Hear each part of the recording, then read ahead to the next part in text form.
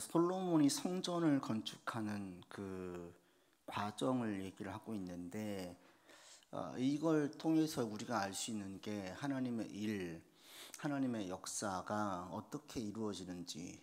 다윗 내에는 다윗을 통해서 하나님의 역사가 어떤 특정적인 부분들을 이루어졌다면, 그러니까 전쟁을 통해서 승리를 하고 나라가 공고해지고 주변국들에게 하나님의 살아계심을 보여졌다면, 솔로몬 시대에는 또 성전을 지어서 하나님의 다른 일을 하게 하시는 거죠.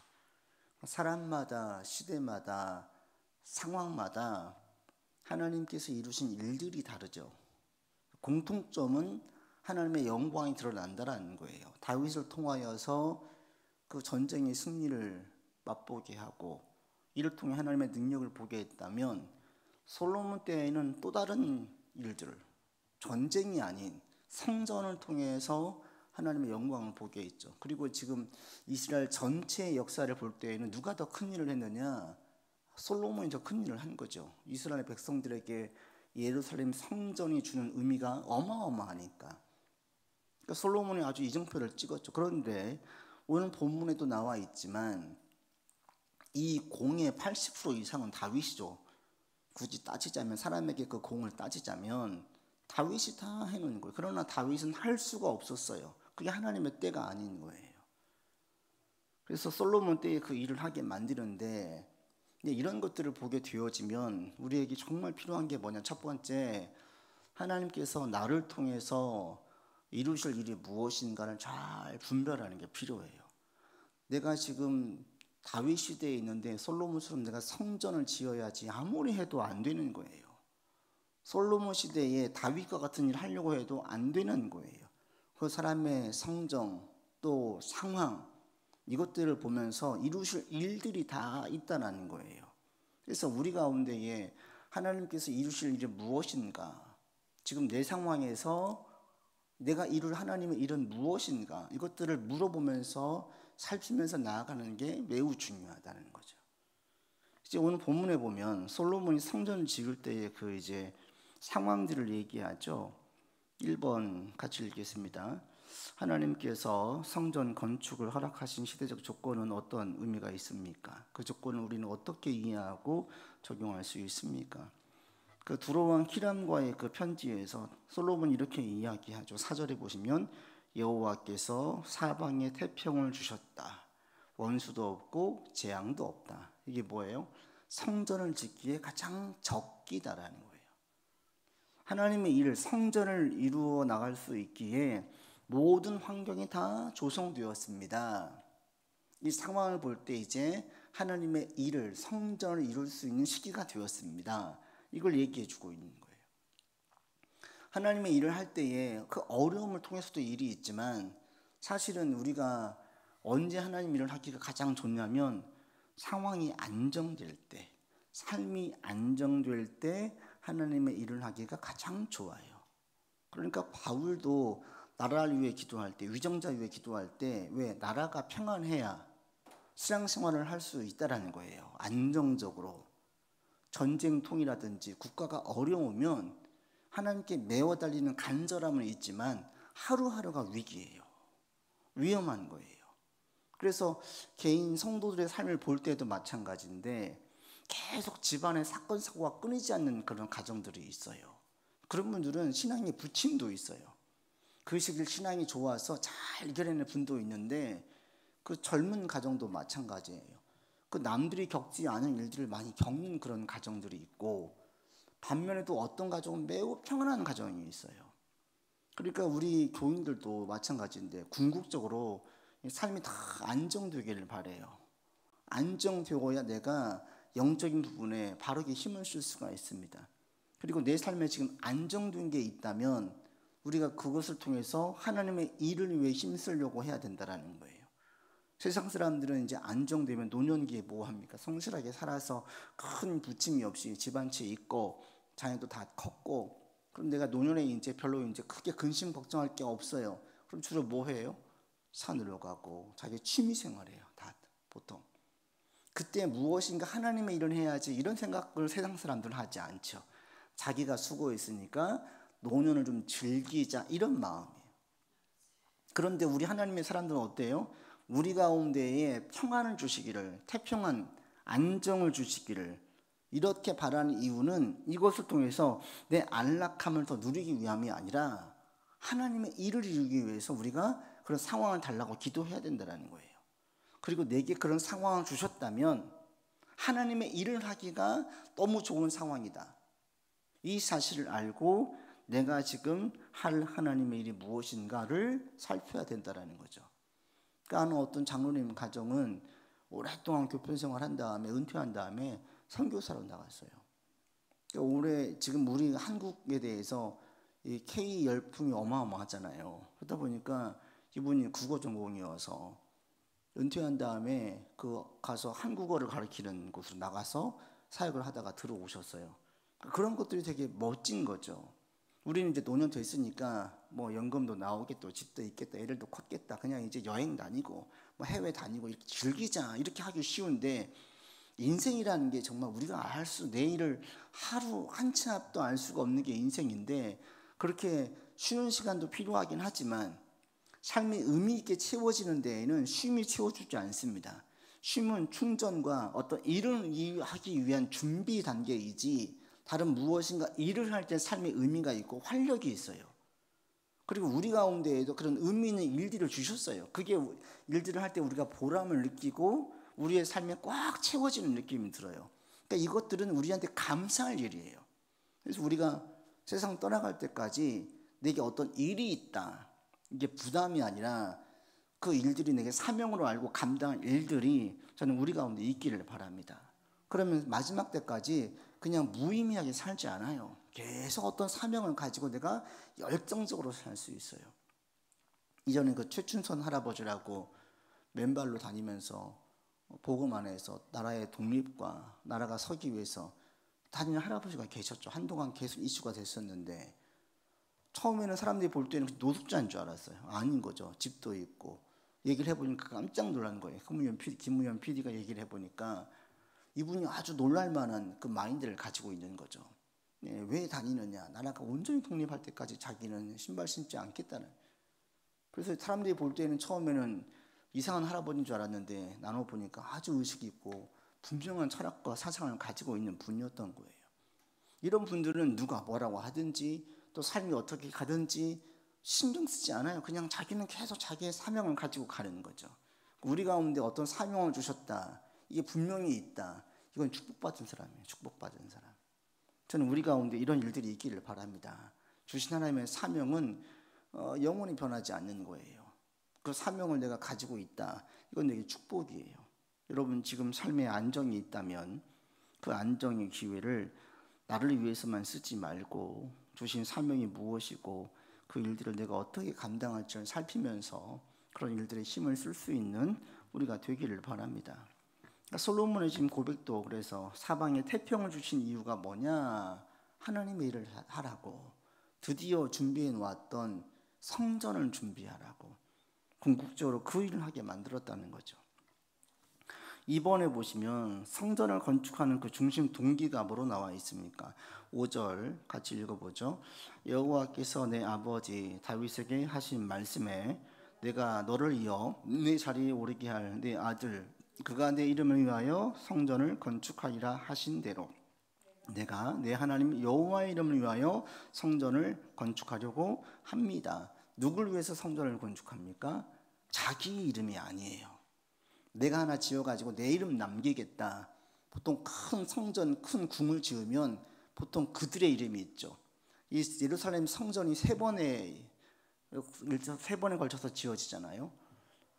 이 솔로몬 때, 그리고 스룹바벨 때, 그리고 헤롯 때. 근데 그때마다 헤롯 같은 경우에도 헤롯 성전이라고 불려져요. 헤롯이 지었던, 오랜 기간 동안 지었기 때문에 무엇인가 큰 건축물을 지으면 그 지었던 그 사람의 이름이 남아요. 그런데 솔로몬은 성전을 지을 때에는 자기 이름을 내기 위해서가 아니었어요. 철저하게 하나님의 이름을 위해서 다윗 때부터 이어왔던 말씀에 따라서 말씀을 완성하기 위해서 일을 한다라는 거예요. 그러니까 이 동기가 아버지 앞에 온전하죠. 하나님을 위해서 일을 했다라는 거예요. 그리고 이것이 대대로 두고두고 이스라엘 전체의 마음의 중심에 있는 성전이 됩니다. 그리고 성전을 완공했을 때 하나님께서 그걸 기쁘게 받으시지 않습니까? 기뻐하시는 거예요. 이 순전한 동기를 가지고 행할 때에 아버지께서는 기쁘게 받으시는 거예요. 우리가 감당할 일도 마찬가지인데 우리를 불러서 할 일들이 뭡니까? 사실은 우리가 감당한 모든 일들은 다 하나로 이어져요. 영혼 구원이에요. 영혼 구원. 누군가가 죽어져간 영혼을 세우고 건져내고, 그리고 그 건진받은 사람이 세상에서 하나님의 뜻을 이루어서 하나님의 나라가 확장되어지고 이 땅에 부름받은 그 삶의 의미를 느낄 수 있도록 도와주는 삶, 이게 우리에게 가장 의미 있는 삶이에요. 그 저에게는 복음을 전하는 것이고, 여러분은 옆에 있는 사람들 지지대가 되어져서 세워주는 일이고, 또 누군가에게 다양한 방법으로 이런 일들을 하는 거예요. 모양은 다양하지만 하고 있는 모든 중심은 다 똑같아요. 영혼 구원이고 영혼이 세워주는 것이고 열매를 맺는 거예요. 내 안에 그런 일들이 있고 또 주변에 그런 일들이 일어나는 역사가 우리 가운데 있기를 바라고, 여러분에게 이런 어떤 열망이 있기를 바랍니다. 그래서 내 혼자 잘 먹고 잘 살아야지가 아니죠. 우리는 이것은 1차원적인 거고, 내 삶도 하나님께서 책임져 주실 뿐 아니라 여기에서 머물지 아니하고 다른 사람들 바라보는 거예요. 이렇게 되어지면 자연스럽게 나는 더 서게 되어지고 강건해지는 건데, 우리가 서 있어야 주변 사람도 보이게 되어지기 때문에 우리에게 평안을 주시고 태평하게 해주셔서 주변이 보이게 해주십시오. 이게 축복인 거예요. 내 문제에 치여 있으면 주변이 안 보여요. 볼 여력도 없죠. 근데 우리 가운데에 이런 상황을 주시고 또 우리 교회 식구들 가운데에도 이런 평안을 줘서 모든 성도들이 자기 삶의 문제로 버거워하는 것이 아니라 주변 사람들 도와주는 삶으로까지 이어질 수 있도록 성장하고, 또 상황도 하나님께서 조성해 주시기를 계속 기도하면서 나아갈 수 있는 우리가 되기를 바랍니다. 솔로몬이 성전을 지을 때 또 하나 지혜를 볼 수 있는데, 3번부터 쭉 이어지는 게 하나님께서 솔로몬에게 주신 지혜의 영역이에요. 같이 보겠습니다. 3번. 솔로몬은 성전 건축을 위해 히람 왕과 어떤 방식으로 협력했으며 그 이유는 무엇입니까? 6절 같이 읽습니다. 당신은 명령을 내려 나를 위하여 레바논에서 백향목을 베어내게 하소서. 내 종과 당신의 종이 함께할 것이요, 또 내가 당신의 모든 말씀대로 당신의 종의 삭슬 당신에게 드리리라. 당신도 알거니와 우리 중에는 시돈 사람처럼 벌목을 잘하는 자가 없나이다. 첫 번째로 보였던 솔로몬의 지혜가 자신들에게 부족한 것들을 도움을 구하는 거예요. 협력이에요, 협력. 내가 다 할 수 있어, 이게 아니라 내가 못하는 영역을 바로 알고 그 부분에 도움을 구하는 건데, 히람은 믿는 자가 아니에요. 믿지 않는 자이지만 그들과의 연합에 대해서 전혀 불편해하거나 이것을 불신앙적으로 보지 않았어요. 하나님의 일을 행할 때에 우리는 꼭 믿는 사람들과만 해야 된다라고 생각하는 경향이 있는데 꼭 그렇지는 않아요. 심지어는 이교도의 사람들 도움을 받는 경우도 있어요.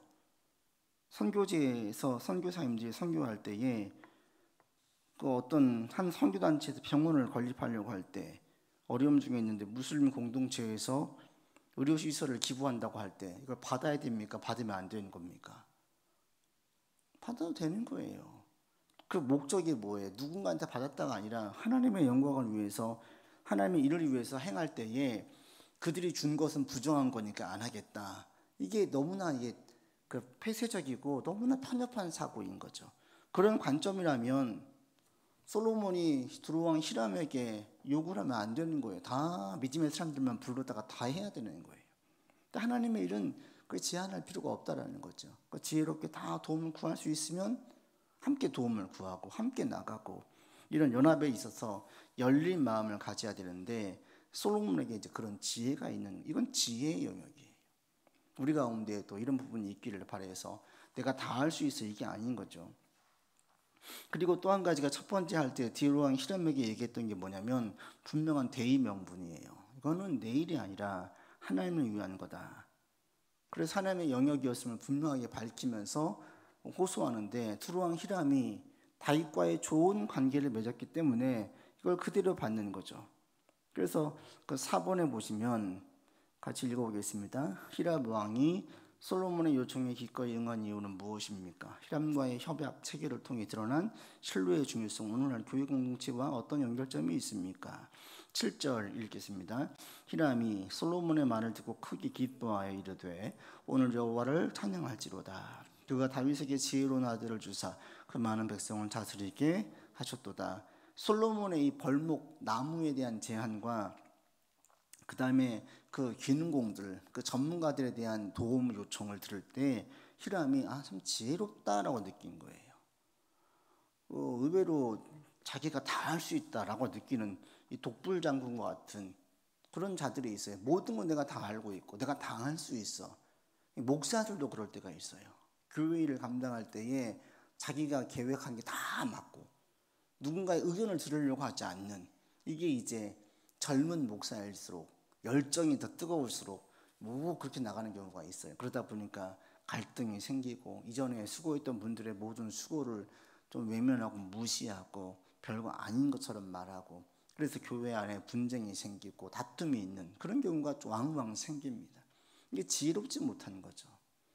우리에게 하나님의 지혜가 있기를 바랍니다. 그래서 내가 다 할 수 있어 이게 아니라 열린 마음으로 함께 도움을 구하면서 나갈 수 있는, 드로왕 히람이 이걸 들을 때 기뻐했어요.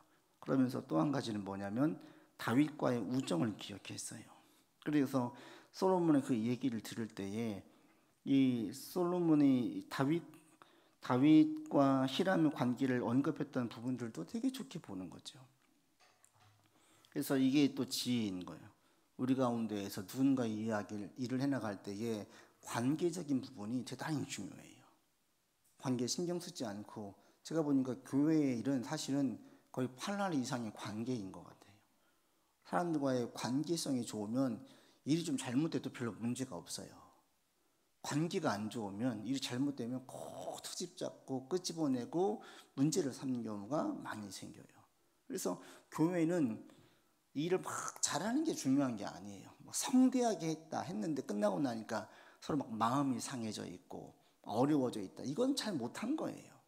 잘한 건 뭐냐면 끝난 다음에 서로 막 감사하는 거예요. 서로가 서로를 더 좋아하는 거예요. 이러면 행사 잘한 거예요. 우리 가운데도 일을 진행할 때 이렇게 갈 수 있기를 바라요. 일이 먼저가 아니라, 저도 그런 실수를 한 적이 이전에 많이 있었는데, 뭔가 준비하고 계획하면 그 일만 막 완성을 해야 되니까 사람들을 소모품처럼 쓰게 되는 거예요. 그렇게 하면 끝나고 난 다음에 꼭 누군가 상처받고 힘들어져 있어요. 안 좋아요. 일이 먼저가 아니라 우리 함께 가는 거다. 교회는 일하는 곳이 아니에요. 이게 먼저가 아니에요. 사람을 세우는 게 먼저예요. 그러니까 이걸 초점을 두고 그 일들은 따라오게 만들고 자원함으로 가게 만들어야 되지. 이게 지혜로운 거니까 우리 가운데 이런 지혜가 있기를 바랍니다. 그 다음 보겠습니다. 5번, 솔로몬의 지혜는 성전 건축을 준비하는 과정에서 어떻게 드러났습니까? 12절 읽겠습니다. 여호와께서 그의 말씀대로 솔로몬에게 지혜를 주신 고로 히람과 솔로몬이 침묵하여 두 사람이 함께 약조를 맺었다. 좋은 관계를 맺는 게 지혜라는 거예요. 일을 진행할 때 이렇게 나갈 수 있는 이런 지혜가 우리 가운데 있기를 바랍니다. 그래서 일을 전체적으로도 볼 줄 알고 또 어떻게 계획을 세우고 어떻게 나아갈지도 알고. 6번 같이 봅니다. 성전 건축을 위해 솔로몬이 계획한 인력 동원은 어떤 방식이었으며 그 준비의 의미는 무엇입니까? 13절 읽겠습니다. 이에 솔로몬 왕이 온 이스라엘 가운데에서 역군을 불러일으키니 그 역군의 수가 3만 명이었고 1만 명씩 번갈아가면서 일을 하게 했죠. 그래서 한 달간은 1만 명이 일하고 2만 명이 쉬고 그 다음에 돌아가면서 3분의 1씩 감당하게 했습니다. 일을 진행할 때 조직적으로 세우고 전체적인 상황을 파악을 하고 그렇게 해서 일을 진행한 솔로몬을 보게 되어져요. 이게 이제 지혜였다라는 거예요. 앞에서는 솔로몬의 지혜가 사람의 마음을 헤아리는 지혜가 있었다면, 오늘 본문에서의 솔로몬의 지혜는 일을 진행할 때에도 매우 현실적이고 실제적인 지혜가 있었다라는 거예요. 우리 가운데 이런 지혜가 있기를 바랍니다. 하나님께 지혜를 구하세요. 내가 어떤 일을 진행할 때 규모 있게 또 열린 마음으로 들을 수 있게 그리고 잘 분별할 수 있게, 그러면서도 관계를 상하지 않고 관계를 중요하게 여기면서 일을 진행할 수 있는 우리가 되기를 바라고, 우리 주변의 사람들이 함께 세워지는 역사가 있기를 바랍니다. 같이 기도하겠습니다. 하나님의 영광을 위해서 우리가 힘을 쓰기 원합니다. 이 부분을 놓고 함께 먼저 기도합시다. 하나님의 영광을 위해서 힘을 쓰는 하나님, 그러기 위해서 상황의 안정과 또 평안과 풀려진 역사를 허락하여 주십시오. 그리고 우리 주변에 힘들어하는 분들 기억하면서 그들의 문제가 풀려지게 하여 주십시오. 기도하시고, 하나님의 지혜가 우리 가운데 있기를 원합니다.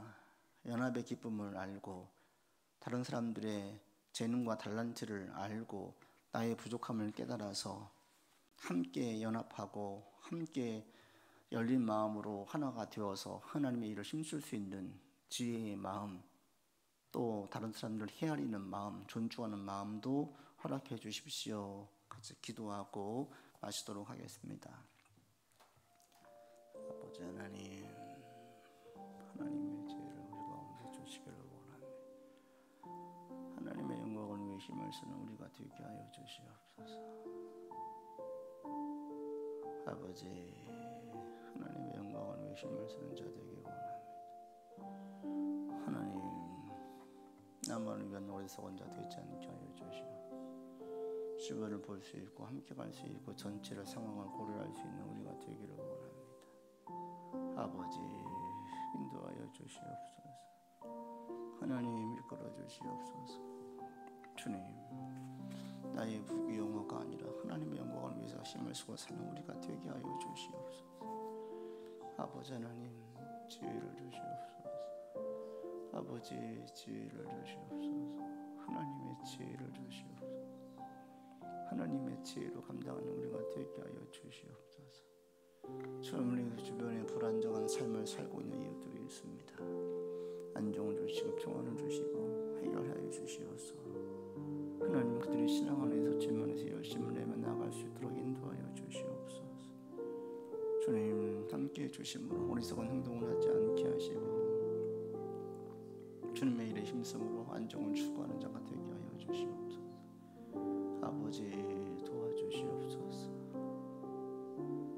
하나님, 도와주시옵소서. 아버지, 우리에게 또한 지혜를 주시옵소서. 하나님의 지혜로 하나님의 일들을 감당하는 우리가 되기를 원하오니 하나님, 인도하여 주시옵소서. 아버지,